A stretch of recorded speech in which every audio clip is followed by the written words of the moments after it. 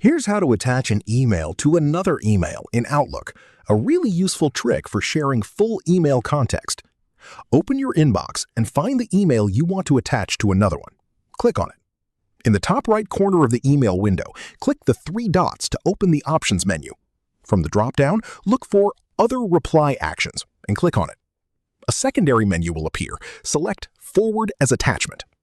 Outlook will automatically convert that email into a file attachment and open a brand new Compose window with it already attached.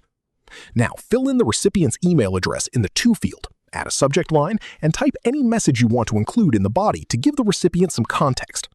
Double-check that the attachment is visible in the Compose window. Once everything looks good, click Send. The recipient will receive your new email with the original email attached as a file, completely intact with all its original formatting and details. If this helped you out, hit that subscribe button for more straight-to-the-point tutorials on Step by Click.